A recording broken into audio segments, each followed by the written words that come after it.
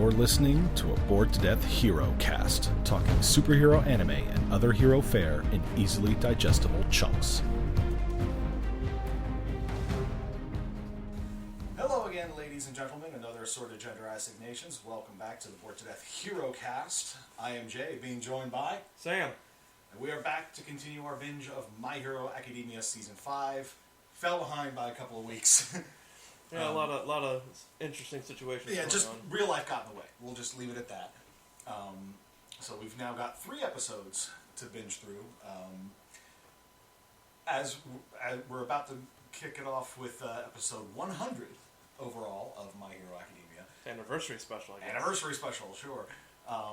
When we last left off, they'd finished up the Class 1A versus 1B story arc.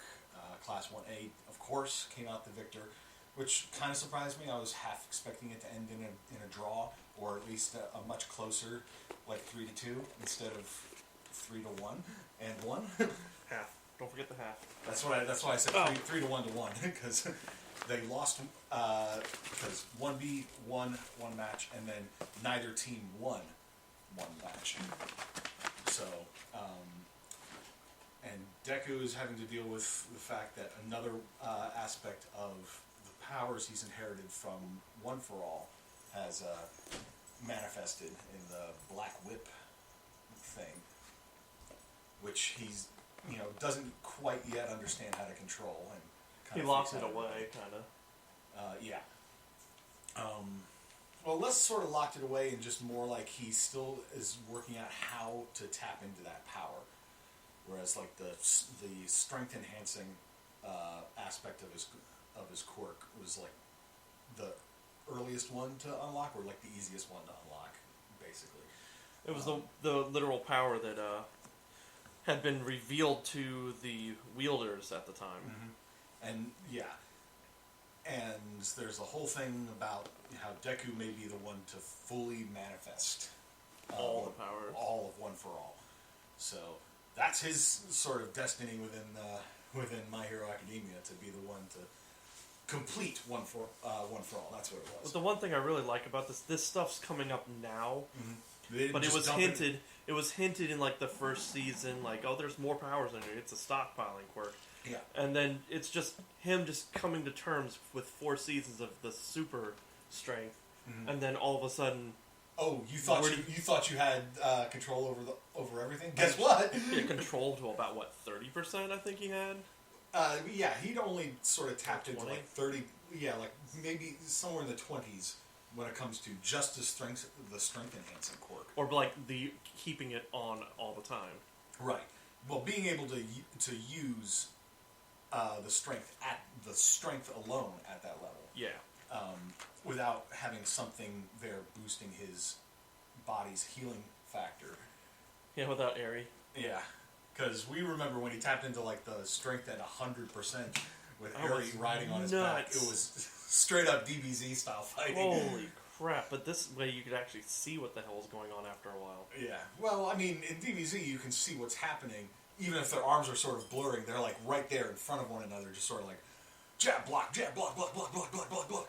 The one look that I just want that as a background. The still look of him looking like a complete psychopath. It looks so good. So yeah, we're moving into past that arc. They've been hinting at the villain arc for this season, which is boy, it kicks off. Yeah, that's right, because you will have seen this stuff already. I'm the one who tries to. Oh, it's right about to go down. So Dobby is about to get a little bit more. Kinda. It's a little bit bigger than that. Okay, so sort of showing more of the overarching villain stuff and not just the focus villain for the season. They mentioned one of them when they were talking about the different villain organizations. Is this the Meta Liberation thing? Okay. Yeah, I can't remember if they'd mentioned that previously in the series that I'd seen, or if that was just something I accidentally picked up on when I was like reading TV tropes. Because one of the times it was like, going about the Meta Liberation Army. Like Destro, right? Wasn't that? Like, yeah, Destro's the one that actually wrote the book. That's right. He wrote like the manifesto or whatever. And then at one time, like our previous season, someone went streaking into a building or something crazy, or maybe he had a bomb that was or on something. that was on the Twice Focus episode, I believe. Yeah. It was like something happening in the background while Twice was just sort of in his own head, dealing with his own demons, his own dissociative identity disorder thing. Oh, yeah. Really more like multiple personality, less dissociative. Yeah, Because literal. Dissociative identity disorder implies that the identities are being formed because the person is trying to dissociate themselves from whatever happened. Yeah. And in Twice's case, it's less that and more just he just generated multiple personalities. Yeah. It's an important distinction in this case. But at any rate, and then after episode 100, we've got the Christmas special. Not sure why Christmas is not as big a holiday in Japan as it is in the Western world. Well, they make it look like it though. Well, yeah, because I think the Japanese it's less a spiritual holiday for the Japanese and more another commercial sort of thing. What shocks me about it is that they literally just drop it in July with no F's given. I mean, again, the Japanese have no real attachment to it in a spiritual sense. They don't have like the winter solstice aspect of it necessarily connected to it. Then again, maybe it was due to COVID. It got pushed back. It was originally supposed to be a holiday release, but everything got pushed back because of COVID. And because they were committed to doing like a simulcast with it, they maybe had to hold off until the English voice production could keep up. Who knows? Interesting fact about, interesting trivia thing. You know what is sort of seen as a quote-unquote traditional meal for Christmas in Japan? What's that? KFC. Nice. American holiday, a Christian holiday with a Western holiday with American fast food. There you go. I mean, they go for it. They have ad campaigns where it's like Kentucky for Christmas. Man, I mean, I wish they would open more KFCs. They've been closing them around here an awful lot. Well, that's because Chick-fil-A is just like a freaking juggernaut and just sort of steamrolls them. There's like a Chick-fil-A down the street from a Chick-fil-A that's down the road from a Chick-fil-A. Yeah. And then you get your mobile orders kind of jacked up because you're like, go to the one, you're like, oh crap, that's the one on the other side. Yeah, because there's like two that are equidistant from our house. Not that I go to Chick-fil-A, but that's a topic for something not related to Bingecast. We're not going to get into it. At any rate, ready to jump into this bad boy? Yep, we got a 3-episode, like I said, 3-episode binge episode, the anniversary special, as it were, the Christmas special, and then we're moving into the next arc. And from the little blurb that we briefly saw there, it looks like we're going to be focusing a little bit on Endeavor, which means we're going to get some Shoto in there. Because because the two are so entwined, you can't really separate. You can't really have an arc on one without the other one. One's half of the other one. And of course, we both suspect, and it's pretty much all been stated, that Dabi is the eldest Todoroki brother. Oh yeah. Toya, I believe. Yes, Toya Todoroki. So yeah, we got a 3-episode binge to go through here. So that, I think, will wrap up this intro. So we'll see you after the binge. Hello, and thanks for listening.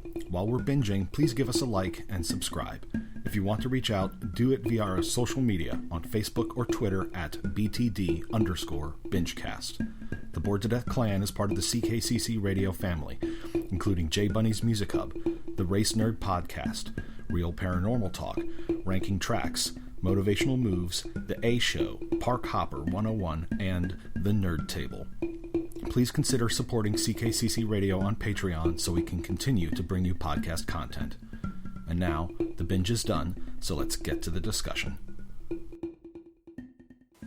And we're back.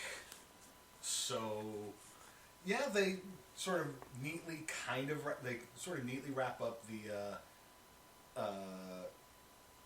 1A versus 1B storyline, or arc at least.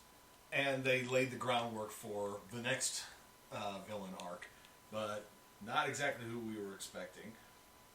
Well, not exactly. It wasn't the League of Villains that, like I thought we were going to get. Instead, nope. They stepped up the Liberation Army thing. That, as I mentioned, it had either been mentioned previously, or was something I maybe picked up off the TV Tropes page.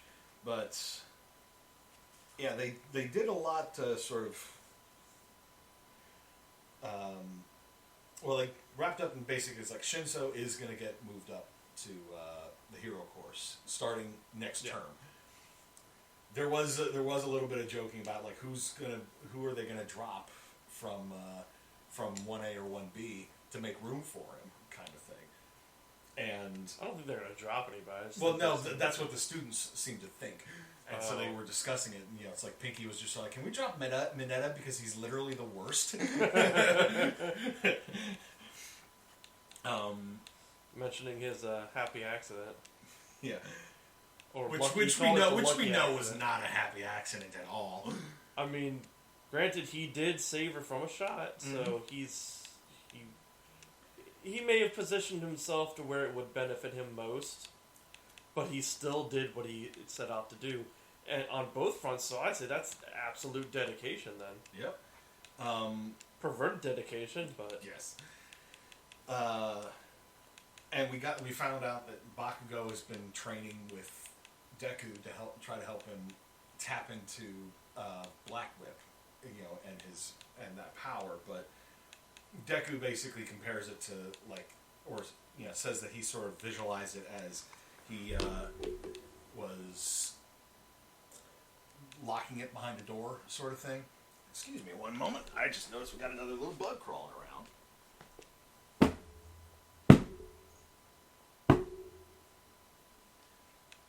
Sorry about that. Got a little bug crawling around on the floor. It's just those hot days that drive him inside. Yep. I'm not sure why. You'd think they would be happier out in the heat, but whatever. Anyway,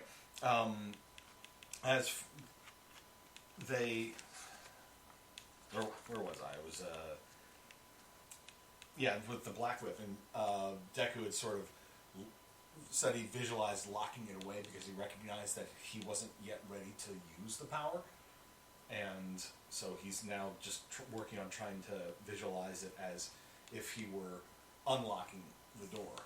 But when we see him try to manifest it later, he gets like a brief little wisp of it, and he's just like, "Yeah, I did it," but everybody was very much not impressed. And we also got to see more of Eri. Yes, Eri's absolutely adorable. She must be protected at all costs. Yes, I was getting diabetes from those scenes, from all the scenes with her, starting with her and with Mirio teaching her how to write. Yep. Which that right there was just sort of like, oh, that poor kid. She's been isolated. She's been isolated so much and not been allowed to be a kid. And it's like she's now getting to be a kid, and it's the most adorable thing. But they actually had her, had Monoma meet with Eri. Because they wanted to, as Aizawa explained, it's like because Monoma can copy a quirk, we were hoping that he could copy her quirk, figure out how it works, so that when her power returns to her later, he can then teach her how to use it. Which was a great idea. It's a very good idea. And Monoma, touched her. We saw him grow a little horn from his head, and he's like, "Nope, sorry, it's a blank." And then when they asked him to explain what that meant, he's like, "What? I heard that we said it last time." You said that when you tried to copy my quirk, and he said it must be a stockpiler. Thankfully, nobody knows that One for All is a stockpiler, but it was, they basically explained it's like when it comes to a quirk where a person needs to stockpile something to make use of their quirk, they used Fat Gum as an example. Fat Gum has a lot of strength, and durability from his quirk, but it relies on him, consuming a lot of calories and basically holding that ready. If Monoma were to copy it, he would then need to consume a bunch of calories to build up the fat to make use of it. Problem with that is Monoma can only copy it for so long. Yeah. So he wouldn't have been able to make use of it that way. Still, the fact that they were thinking ahead to, Aries going to need help trying to harness her quirk when it returns. So, and Aerie was just, blaming herself for all the trouble that they're putting in to try to help her out. And Deku came in with the great things like, powers aren't inherently good or bad. It's what you do with them. And he's just sort of like, I know you're going to learn how to control this, and you're going to do great things with it. His comparison from that was also like comparing it to like a knife in the kitchen. A finely sharpened knife. A finely sharpened knife. Yes, it can be dangerous, but if you use it right, you can make delicious food with it. Kind of a weird... It's a weird one, but... A clumsy one. It's a bit clumsy, but the intent was there. Yeah. It sort of goes in with the whole, guns don't kill people, people kill people, sort of mentality. Which, yeah, I can sort of see where that's going. But and 1A and 1B got to mingle a little bit, because that's towards the end of the term. They got the fighting out of their system and everything. The only people that weren't there were Bakugo and Shoto, because they were going to take their provisional licensing exam after their remedial course, and they got put through it by Gang Orca again.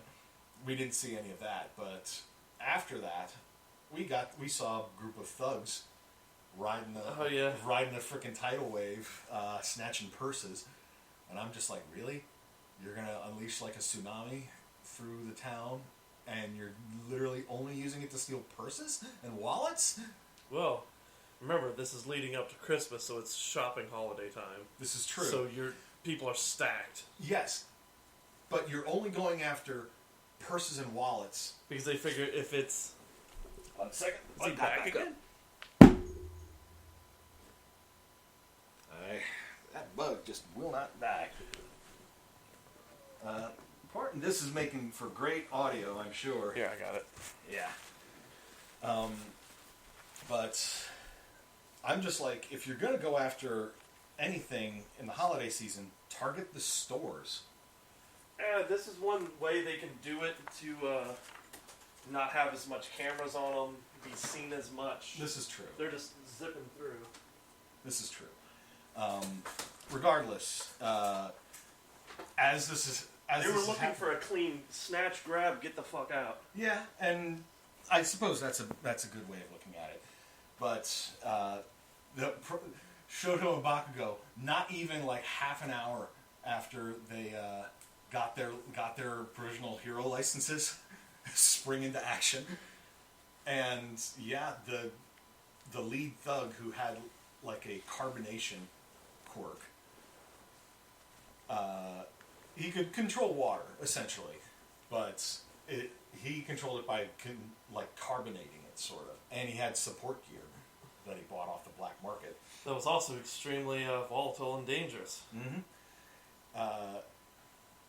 He and his thugs sort of talk some trash, and Bakugo just immediately just like bam, bam, bam, bam, bam. Takes out all of the other thugs like instantly. And Shoto uses his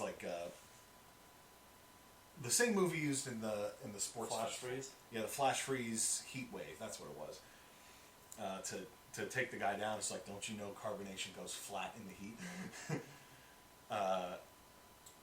And it's just a little moment to sort of show that the kids are gonna do well. And All Might was there. He mostly just was trying to keep the civilians out of the way and out of harm's way. And after everything is done, this hero called Slide and Go, who basically has the power of Heelys on his feet, he rocks up and is like, I'll take care of it from here. Doesn't seem, just seems like a random guy goofy. Until he turns up later. we'll get into that in a bit. But then in the Christmas episode, we started with 9 days ago in Deika City.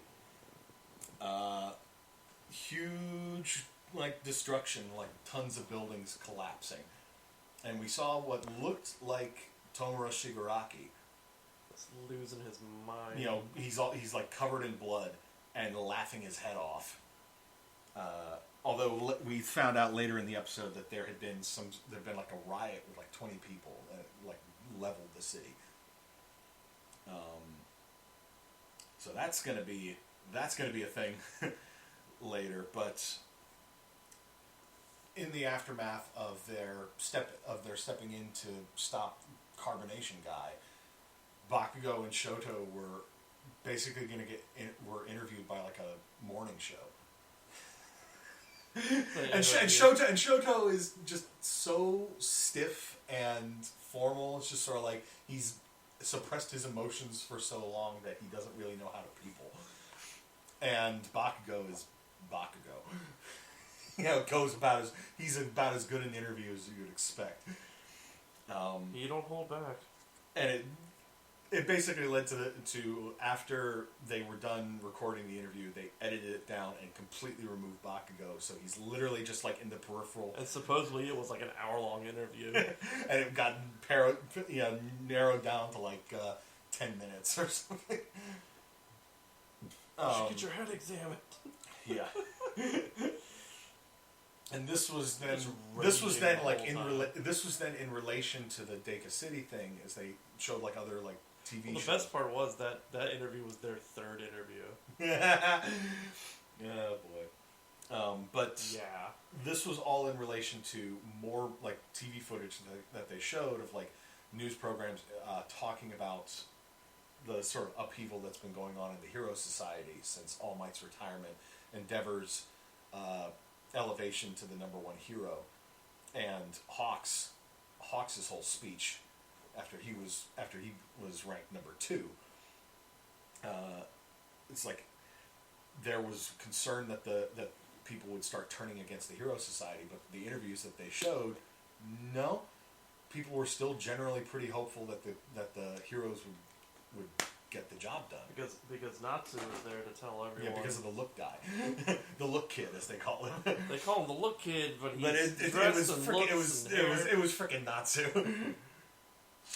I like how they kind of made him. They went from a background side character to. He's kind of got something going on in the show, so it's not like he was just a one-off throwaway. He was a one-off throwaway, but he was a significant one-off throwaway. It's in One Punch Man, there was the first, or no, not One Punch Man. It was here. Sorry, it was here in My Hero Academia, the first baby born with a quirk that glowed. That's literally just a single background thing, but it's one of the most significant things there. We know nothing else about that baby, but that was the first baby born with a quirk, and Illumination. But because of their bad interviews, they 1A had to do Media 101 with guest instructor Mount Lady. Well, they were probably already planning on doing it, but they had to speed it up to bring it in closer since they're starting to get interviewed about things. Yep. And now that all of 1A has their hero licenses and they can start doing hero work. Because also, guess what? Work studies are coming back. Mandated. Yep. Not a suggestion, mandated. Yeah. And that's because it's coming down from the government. It's because of the intel they're getting from Hawks. The intel they're getting from Hawks and the city. Yeah, and well, that's sort of tying into what happened in the next episode, which we'll get to. But the whole mock interviews that Mount Lady started putting them through, it's just Shoto is still just being too stiff and just sort of taking everything way too literally. Oh, if you smile a little bit, you'll knock the ladies dead. It's they're gonna die. Oh my gosh, I will kill people. It's so disheveled from it. Shoto doesn't know how to people. It's poor kid. I want to know how old Mount Lady is if she was crushing on Shoto when first thing he said. Well, she's a fairly young hero, I guess. Yeah. So I'm assuming she's around the same age as Hawks. Hawks 22? and that Hawks is Hawks is 22. I'd say Mount Lady's like maybe 24. Even so, you shouldn't be crushing on a freshman in high 15. school. Yeah, he's like 15. It's like Mount Lady, come on. Oh, she mentions. Well, I mean, her type. Mm-hmm. Clueless, Bakugo in his mock interview goes, well, it's Bakugo. Enough said there. Shut up and trust me. And when Deku did his mock interview, he's just like stage fright. Just like I loved it because Konari when did he learn to harden like me? Yeah. No, that was Kaminari who said it. For a moment, I thought it was Kirishima because he gotten all stiff and everything. But no, it was really more like Kaminari and his hey. Oh, I meant Kirishima. Yeah, Kaminari Kirishima. Okay, yeah. I was right. It was Kirishima. Okay. Yeah. I was like, am I losing my mind and now forgetting what the two of them look like? Because I could have sworn it was Kirishima. Yeah, it was Kirishima. My brain just got the cane. Because I was like, I remember Kirishima from like when 1A and 1B were mingling in the previous episode. Him and Tetsu were getting into an argument over which of them was more manly than the other, and they were each claiming the other one was more manly than them. What? Oh, I thought I heard something. Okay.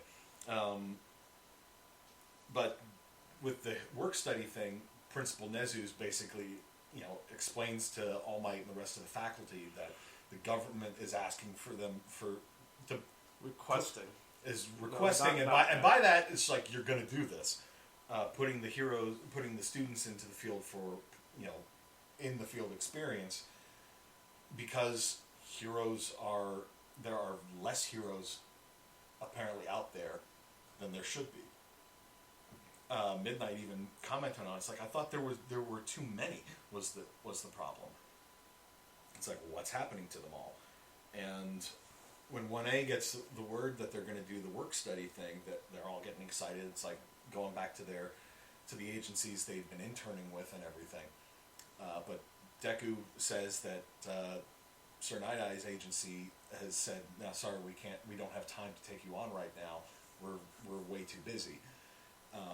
And when they asked Bakugo if he's going to return to Best Jeanist, we got a little sort of flashback to, yes, his time with Best Jeanist, where the Best Jeanist is trying to be encouraging, while also trying to rein in Bakugo's worst impulses.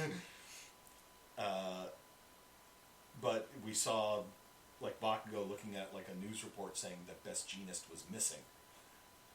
I think that takes place before the next episode that we saw. Yeah, or that scene from the next episode took place before the Christmas party. Because everybody's there and everybody's talking the work study stuff while they're having their Christmas party. Everybody's wearing their little Santa outfits except Bakugo. And he tries to have it. And every one of them, their Santa hats, bobble, was unique to them. It's Froppy had a little frog head on it. Uraraka had a little a little planetoid with rings around it. It was a cute little thing. And then Aizawa turns up with Eri, and God, the sweetness made my teeth rot. Because the cutest damn thing, man. Yeah, she doesn't, because she hasn't had any sort of fun in her life before. We saw that when at the UA festival, when she's having a good time with a smile on her face. It's the first time she's been allowed to have fun. Been able to smile, Mm-hmm. because she's been literally tortured. The most abusive upbringing possible. Yeah. Literally cutting heels and cuts and heels and taking her apart and put her back together. Mm-hmm. And anytime she tries to act out, they Overload was Overhaul. Overhaul was gaslighting her. or not gaslighting her, but basically, it's like, look what you're going to make me do. Heaping tons of guilt on her. But it's just like when Aizawa just sort of prompts her. It's it's like, what did I tell you to say? And she's like, trick or treat. It's like, no, not it's that like, one. All right, here she is. She's like, I'm supposed to say trick or treat. It's like, no, not that. And then she's like tossing like some like rice. It's like she's tossing in sickness and in health. No, not that one. So yes, even further. And then when Uraraka goes up to her, she's like, here, do you want these eggs? I painted these eggs. And she gives her some Easter eggs. She's like, it's so...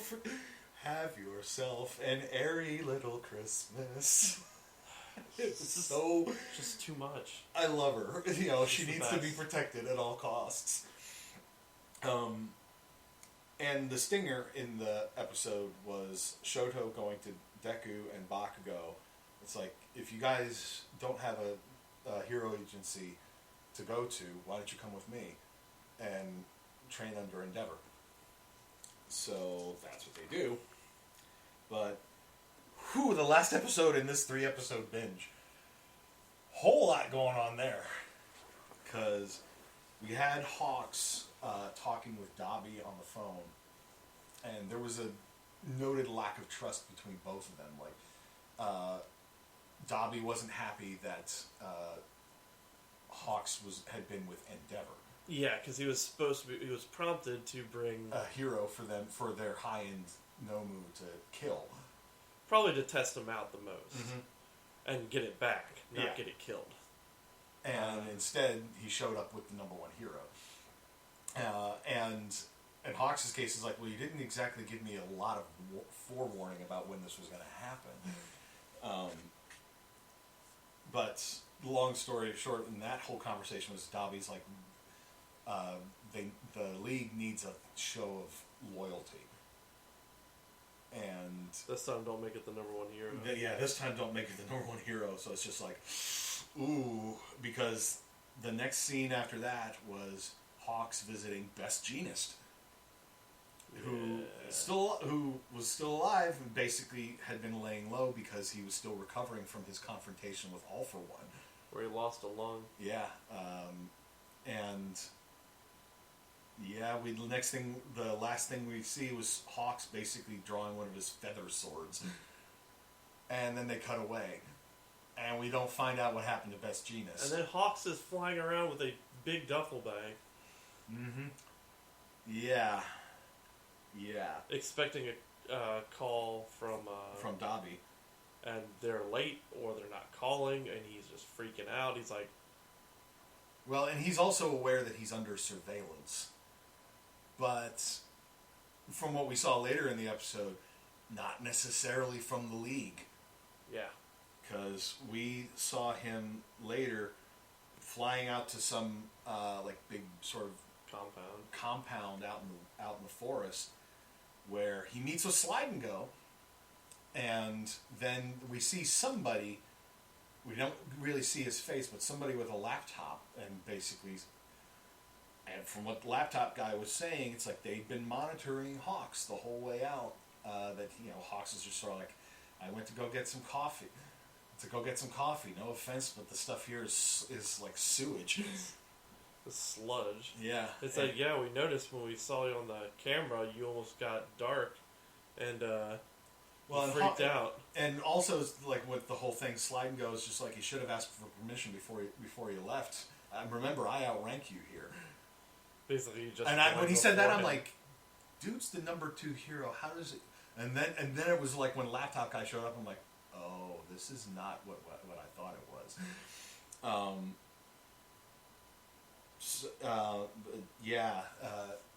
As for and with the 1A students, they got leave to go home for New Year's, so Deku was able to visit his mom, who was all still worrying about him, still constantly on the verge of bursting into a flood of tears, but also starting to realize that Deku is probably going to be okay despite her fears.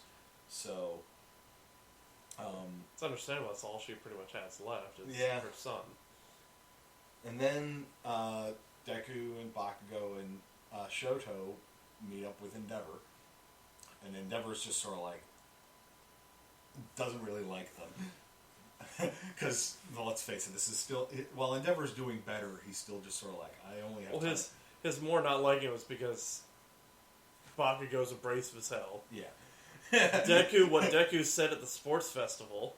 Yep. Deku had made a bad first impression. Bakugo is too similar to Endeavor. Yeah. Yeah. Old Endeavor. Mm-hmm. But while he's meeting with them, he basically then starts responding to something before the students even pick up on what's going on, and it's just sort of like, I don't have time for this. If you want to learn anything, you better keep up.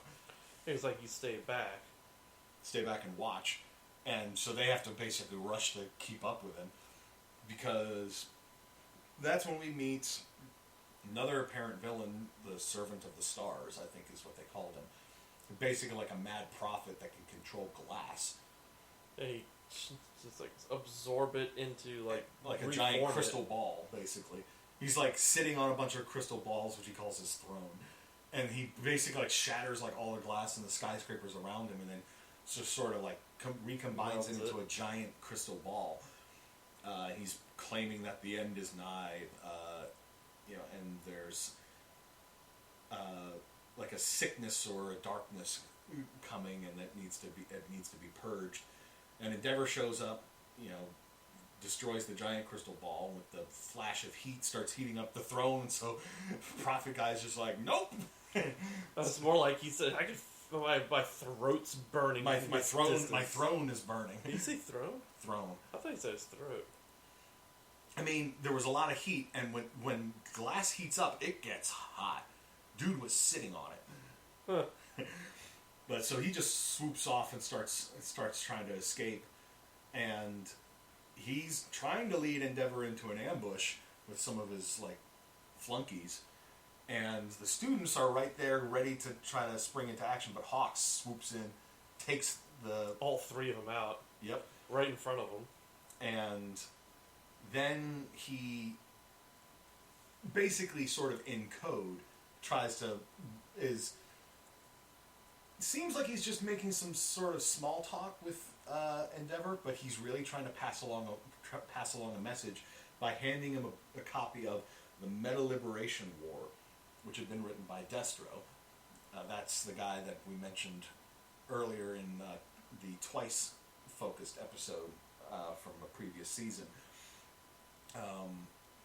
And the whole like encode thing had been established earlier when Hawks touched base with the government to sort of pass along some information to them, and basically said, I'm being observed and we can't be sure they're not listening to my phone calls, so everything's got to be in code now. Yep. And then he as he passes this stuff off to him, he gives some copies to the students also. Well, I like how Dick is like, oh, maybe I should read into it and see. He's like, but I got copies for all of you. Yeah. Oh wow! Not only is he fast, but he's also prepared. Yeah. And the kids are brought to the Endeavor Agency, which is big. I think they said like 30 sidekicks. Wow. Yeah. Like hundreds of people working there trying to keep track, like hundreds of incidents that they need to respond to. A day. Yeah. A day. And Endeavor is then in his office, like flipping through the book, looking at the highlighted passages that Hawks had mentioned, and he's reading through them, and he's just like, I'm not sure what he's trying to get at here. And then he remembers something else that Endeavor had said, or not, that Hawks had said, that like this look at something about like it's in the second part, or pay attention to the second part. It's like, I recommend the second part, or something to that effect. And that's when Endeavor puts it together, like the second character in each of the highlighted passages assembles a message, and the message was more or less, the enemy is the Liberation Army. They number over 100,000. In 4 months, we need to be prepared, because that's when they're going to strike. And that basically puts a name. 4 months to action. Yeah. And so it's like, that's what's going on at that compound. that's where all these heroes are disappearing to. And it's just like, yeah, I mean, the League of Villains are not exactly, they're dangerous, but they're small in number. Meta Liberation Army is a frickin' army. Literal. A literal army. This is not just some like edgelord naming his little group of fellow edgelords, an army for shits and giggles. This is a literal army. At least in terms of sheer quantity of individuals. We don't know how organized and how militarized they may be, but yeah, they've got surveillance equipment and on compound hand, and a big ass compound. They've been recruiting tons of heroes. We thought Hawks was just a spy for the League, spying on the League of Villains. It's like, no. He's got his fingers in a bigger pie. Mm-hmm. League of Villains is like, they need to keep tabs on them because you give Tomoro Shigaraki too much free time to plot and scheme, and he's gonna do some serious damage. But yeah, when you've got an army of over 100,000, including heroes, villains, and other degenerates, that's a big problem. So yeah, that's 100. Was it 100,000? Over 100,000. Yeah, and then you've got no pressure. If it's in Japan only, then you're looking at. We've only seen a handful of pro heroes, and you've got only a number of top 25. Mm-hmm. And it's like 25 versus 100,000 plus. This is why the government wanted to get the students out there, because they need more bodies to deal with this. And yeah, that's going to be a serious problem. But it was, the new, like I've basically been saying the entire first half of the season. It's just like we're dealing with the UA arc, with the 1A and 1B stuff. But some villain stuff is sort of going on in the background, and the latter half of the season is when we're going to step up and deal with the villains. Well, did we step up? Oh yes, Hey, it's the first time in 5 whole seasons that the main focus of villainry isn't just the League of Villains. I mean, Overhaul was the main part of last. Yeah, but the League of Villains was still connected to that because Twice and Toga were there, and literally they were only there to spy on the Shie Hisaikai, and they ended up taking them down, and not only taking them down, but stealing their life's work. Overhaul's whole plan is just sort of his life's work, his ability to use his quirk. Yep, it's just sort of like, you say I don't play well with others. You're right. But by the way, I'm taking your stuff and I'm taking your hands. I'm gonna take yours, and then freaking Compress is like, and a hand for a hand. Yep. Yoink. And just yanked his arm. And as I think you have pointed out with the Doctor, and their proven ability to basically take people's quirks and implant them into others. They have a sample of, the very thing that Overhaul needed to use his powers. Yeah. Could you imagine? Because the whole scene with again, who we're assuming was Tomura Shigaraki at the beginning of the Christmas episode, the Deika City thing. And I think I've commented on, as I've commented on this, he and Deku are very much sort of foils for one another. They're both coming up in their respective sides of society in a very similar fashion. They're both being mentored by the number one in their respective factions. What? I know, I was just staring at the shelf. Okay. With, Deku being trained by the number one hero and Tomura Shigaraki being trained by the number one villain, an all for one. Yeah. And it's while Tomura has stepped up and is starting to evolve into the mastermind villain that you kind of need to have as the opposing force to the sort of Superman type, like Deku or All Might.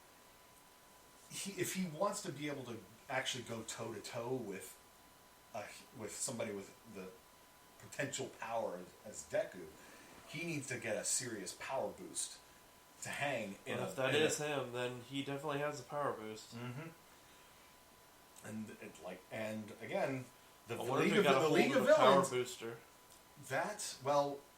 Because they did. They got the container that had the quirk. The quirk destroying bullets and the quirk restoring, or the quirk enhancement things. So maybe that's what he used, and he was just testing it out. Maybe. We don't know for certain, but... Because that definitely seems like just a straight enhancement of what he can do. Yeah, it's just, I'm wondering, All For One is still alive, and it's basically known he's only locked up because he wants to be. Because it serves whatever his long-term goal is, to be out of circulation. And because if he wanted to leave Tartarus prison, there's not a goddamn thing they could do to stop it. Nope. I mean, maybe if Aizawa was there, but Aizawa could only probably cancel out one of his quirks. Although that's the thing. Does Aizawa's quirk just shut down all quirks? But he's only... Yeah, we've seen him use it on multiple people, but is it only canceling out one quirk per person? He shut down Deku. Yeah, but Deku was really only using the strength quirk, because that was all he knew how... Does it shut down the base quirk? That's the thing. Because if his base quirk is shut down, then all of his stolen quirks go too.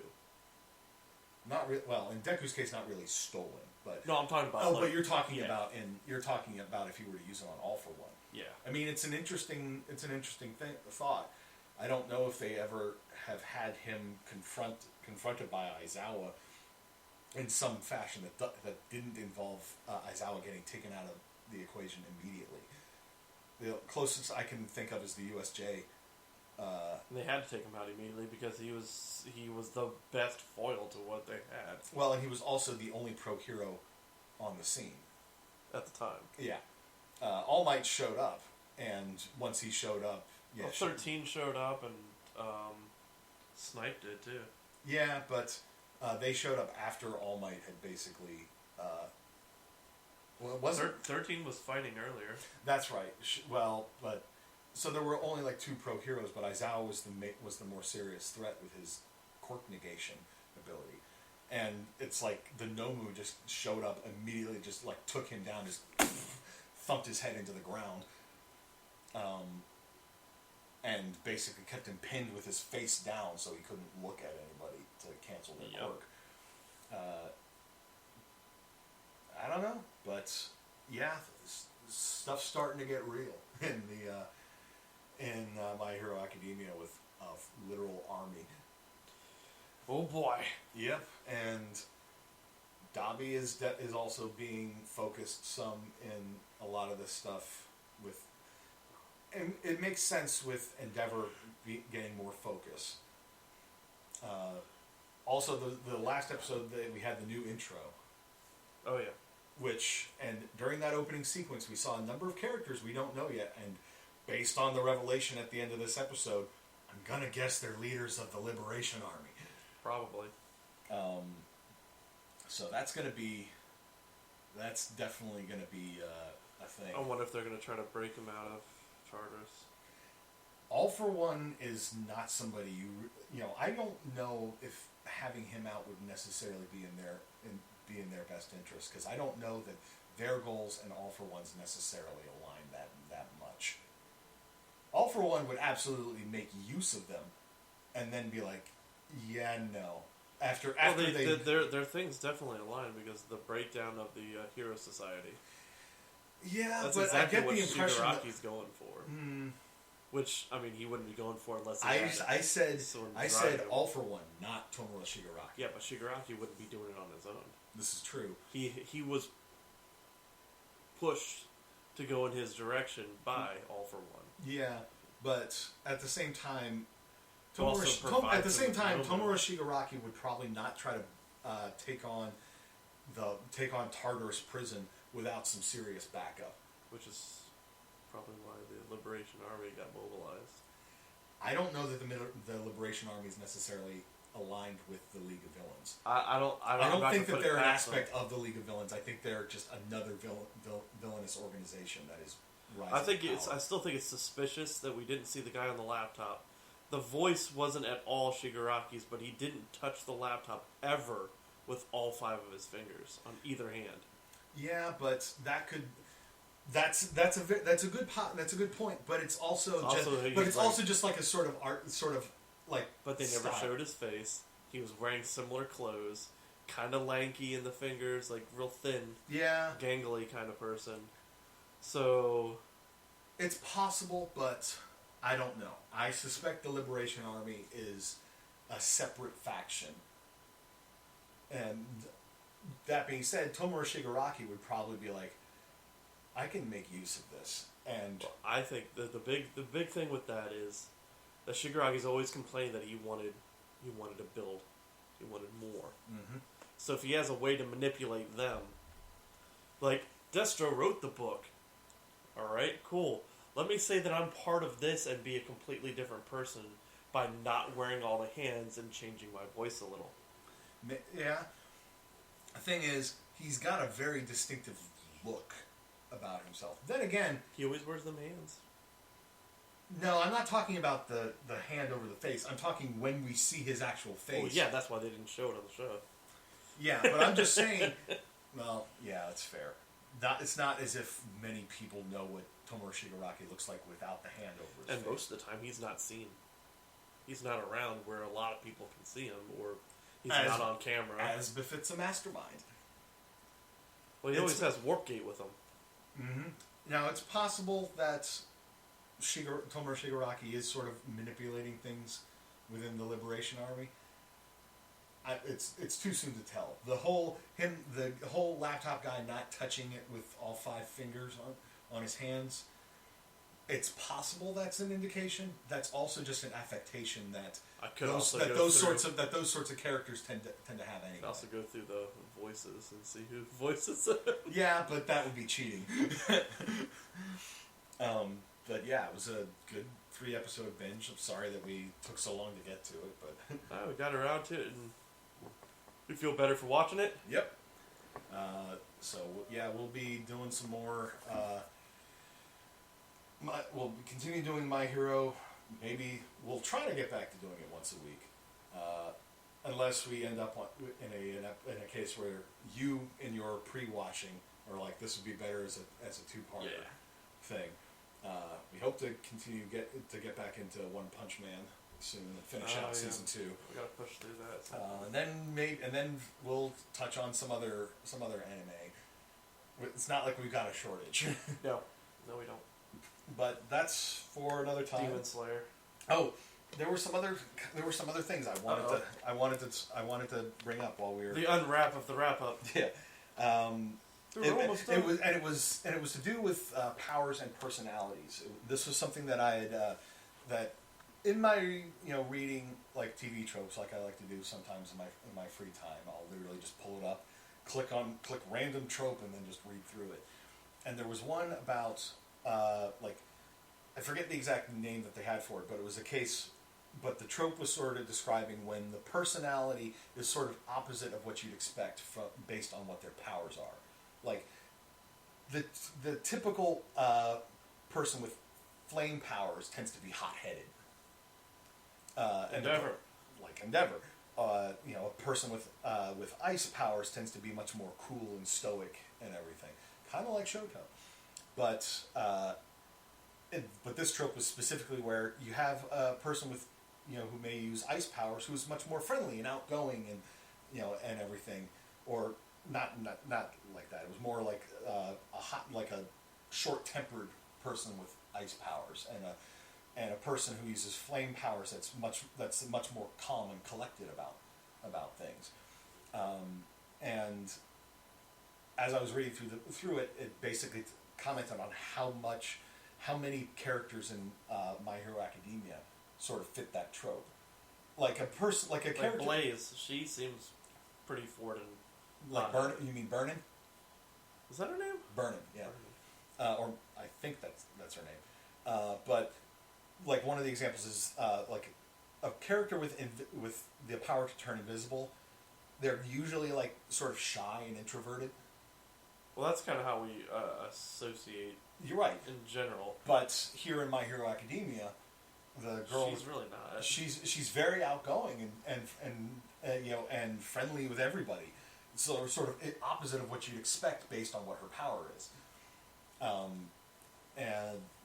Her and Pinky kind of share a similar right attitude. And Pinky, her powers is acid, and most characters, you know, you would expect with characters that have like a power that's related to like acid is going to be mean and sort of like a poisonous sort of person. They're just like very mean spirited, always belittling people, putting them down, just like a nasty person to be around. And instead, you have Pinky, who's like the nicest person. Oh, she's the sweetest of them all. Oh, I don't know, Ochaku, Uraraka is those three together. Oh, she's a lot more bubbly. Yeah, very fitting based on her weightlessness quirk.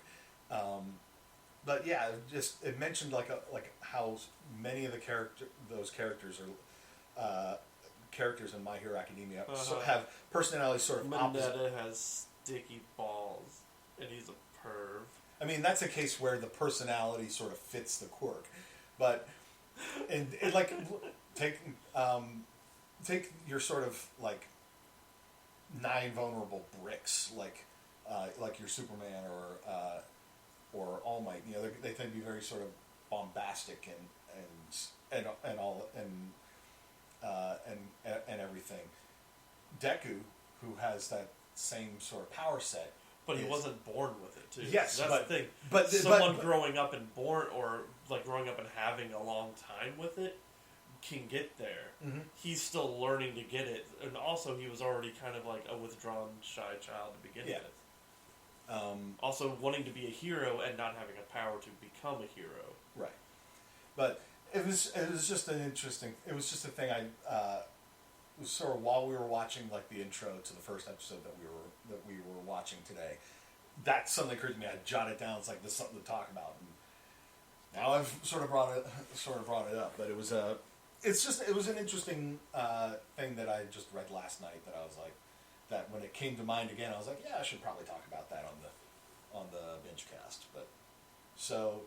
But yeah, I think I've sort of tapped out on stuff to talk about for this week. Unless you have anything else you'd like to add. I'm good.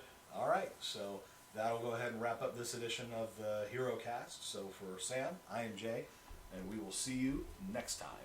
Plus Ultra! Thanks for listening to the Bored to Death Bingecast. Be sure to check out our library of past podcasts via CKCC Radio or via our YouTube channel, and give us a like and subscribe. We'll see you after our next binge.